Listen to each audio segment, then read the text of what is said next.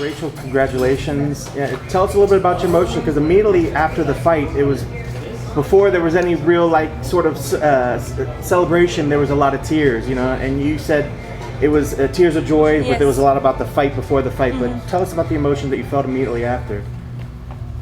Right when I saw her tapping, it's just the realization, everything just falling into place, all that hard work, and all those tears of joy was just basically, you're gonna make me cry again. But I was just really happy to come out on the good side of things after the craziness that went on in my personal life, and so it's just a really good feeling. You feel like talking about any of what the fight before the fight was about? There's just a numerous amount of things, and it can take a toll on you, being a wife, being a mom, being a fighter, and sometimes it just gets very overwhelming. Life, obviously, and I know not for all of you guys, but yeah. Well, when you play out the fight in your head, how close did that play out to what you imagined going into the octagon?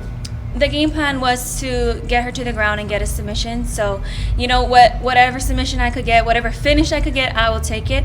It wasn't what I thought it would be, but I'm happy.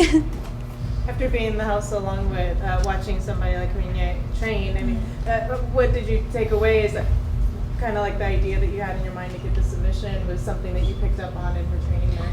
Yeah, of course, that's kind of an advantage when you live with people. You get to see how they act during training. Not only during training, you get to see their at-home life. And for me, that is really, really important, because when you see someone, operate in their own comfort and, as comfortable as we could get in the house, it was comforting to see that, I wasn't the only one who goes through this roller coaster of emotions and all the struggles that we deal with. So yeah, I did pick up on, a bunch of others things, and I'm sure they picked up on me as well.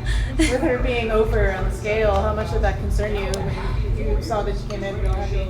For me, weight is something that I take very serious, because I have struggled with it in the past. So when it's time to make weight, we're in the UFC, we should be professional. We should all be coming in at weight or under. And for me, I take this very serious, and I don't think there's any excuse to being 5 pounds, 5.5 over in your first UFC fight. And it kind of just made me a little insulted, this is, my dream. So that's how I felt. Her being overweight, I'm not worried about her being heavy. I would fight her if she was at 150. I really don't care. But just in that aspect, I felt like it was kind of disrespectful. Did you have any fears that the fight wasn't going to be able to happen? At one point there was, something about the commission in Nevada. There's a rule that you can't be 5.5 over. And, that was in the air, and I was really, really upset, because I had a big crew that flew in here for me. My family all are very, very supportive. I'm so grateful. And, that was what was laid on the table, and I'm grateful we were able to work something out. She lost that extra 0.5, and the fight was on, And I know you said family is very important. Did your daughter, was she able to watch the fight? My daughter is here. She's in the stands, all decked out, and I could see them from in the cage. They're so loud. So it was really awesome. I love to bring her around with me everywhere in the Tough House. I didn't get to see her for 6 weeks. Of course I was going to get that money and make sure she was here. There was a moment right before the fight, the referee appeared to say something to you, and I think he said thank you to him. What was he saying? Everyone is really so nice. The staff, everyone, you guys. And what he said to me was, it's really an honor being able to be in the ring with you. And to me, I just wanted to cry right there. It's an honor for me to be with you guys. So. Well, I know a lot of people look at Invicta and what great things Invicta has done. How well did Invicta prepare you for what you're going through right now? Every stage for me is a stage in my life that, I have to go through. And Invicta was something that was very important to me. That was a big step in my career.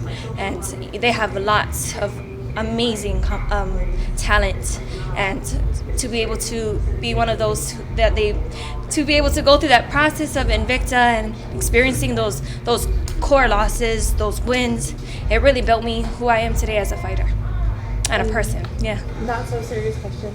The Wonder Woman costume, you've always worn it. Mm-hmm. It's meant something to you, obviously. Yes. What was it like to come in and not have that? Well, I actually have it. No, I'm just kidding. Yeah, it's kind of, sad. I guess like I said on the show before, when I was fighting for Invicta, they asked me, what does that mean to you being Wonder Woman? And it's not really like me. I don't really think I'm Wonder Woman, but it's more of a mentality for me. There's so much roles I have to play in this life, and I feel like, like even I wonder how I do it.